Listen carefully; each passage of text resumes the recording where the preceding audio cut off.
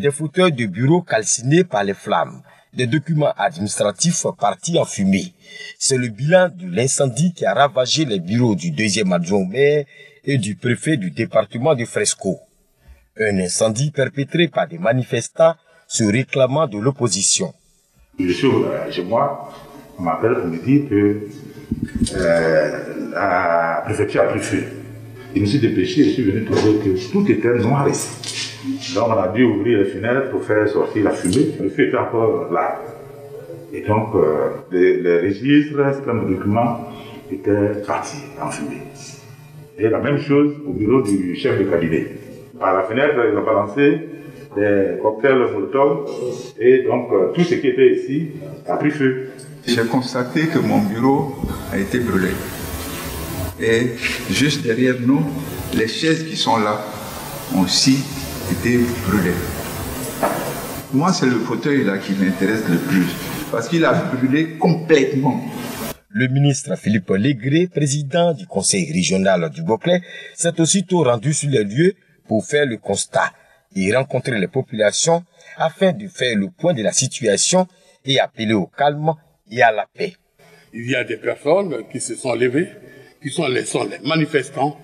Parfois, je ne sais de pourquoi, et sont ces personnes-là qui sont levées et allaient jeter de l'essence remplie dans des bouteilles qu'on appelle les cocktails Molotov.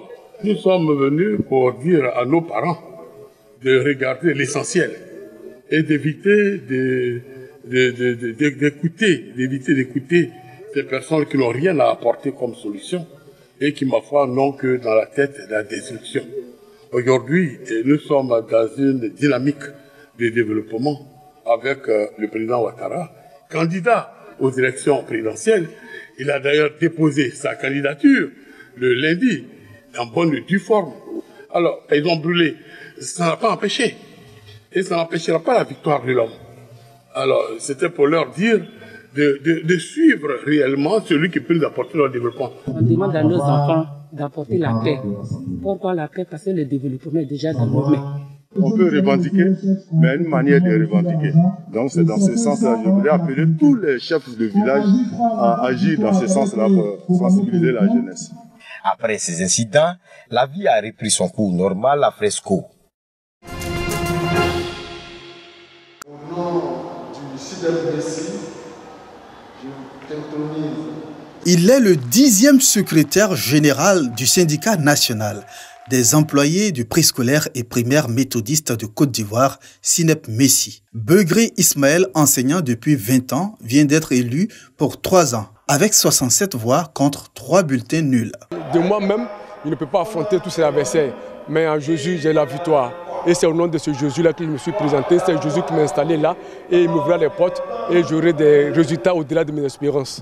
Begré Ismaël, le néo-secrétaire général, place ainsi son mandat sous le sceau de la continuité du bureau sortant, militer pour l'amélioration des conditions de vie et de travail de ses membres. Le bureau sortant a tracé les sillons et je vais essayer de marcher dans ses pas pour obtenir ce qui reste encore, à savoir les revendications, la discussion avec le patronat et galvaniser mes collègues, mes syndiqués et rester toujours debout pour qu'à la fin nous ayons gain de cause.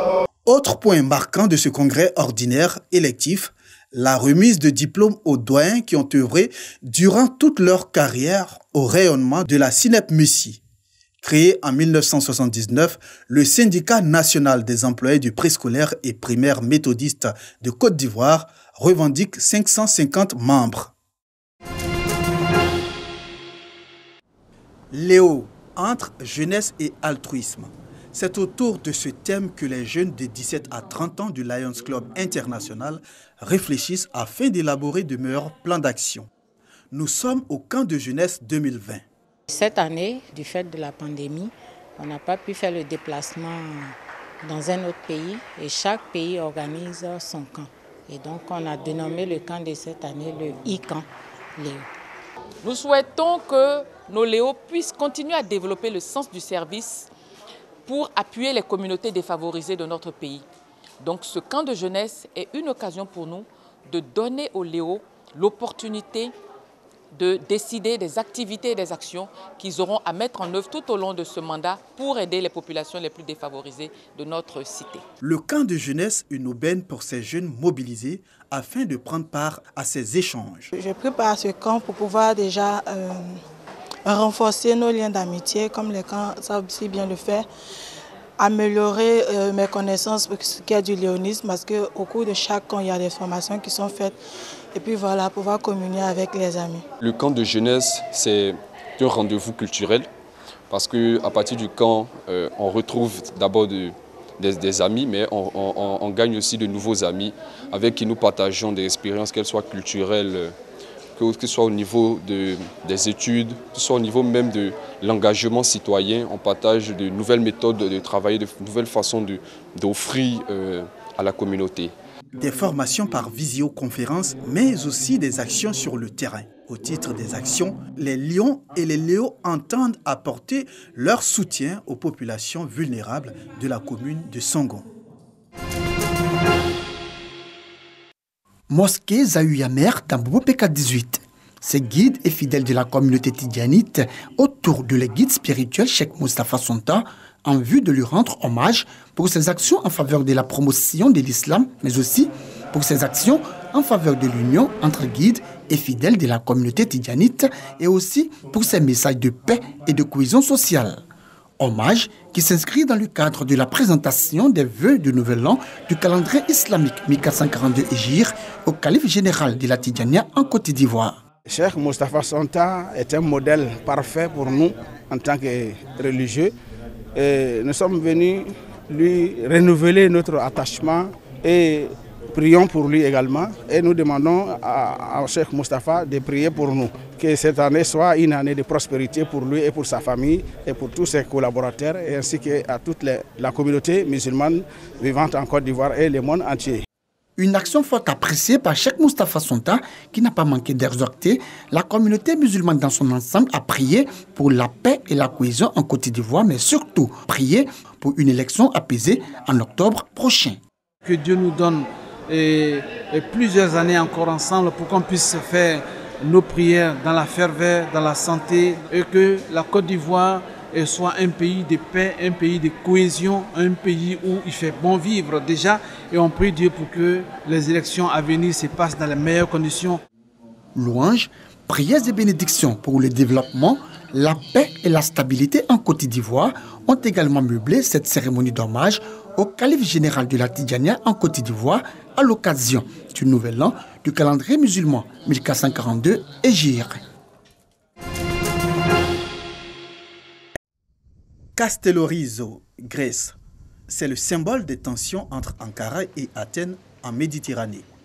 Mais la quiétude de cette île ne semble pas troublée par la bataille actuelle autour des hydrocarbures. La situation est difficile et tendue, mais le moral est bon et nous n'avons pas peur. Nous essayons de garder notre sang-froid et de nous concentrer sur notre vie quotidienne. Nous avons chacun des rôles différents à jouer. Ceux qui sont censés protéger l'île le font très bien. L'île grecque est située seulement à 2 km des côtes turques.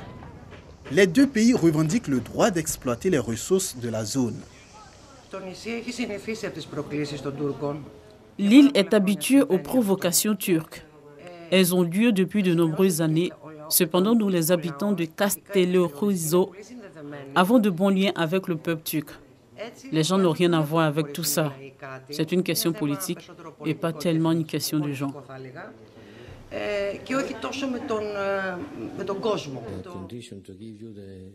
De son côté, l'Union européenne alterne entre appel au calme et menace de sanctions. Nous sommes sur un chemin de crête entre préserver un véritable espace de dialogue et en même temps faire preuve de force collective dans la défense de notre intérêt commun. Nous voulons donner une chance sérieuse au dialogue. Nous avons enfin convenu qu'en l'absence de progrès de la part de la Turquie, nous pourrions élaborer une liste de nouvelles mesures restrictives qui pourraient être discutées lors du Conseil européen du 24 septembre prochain.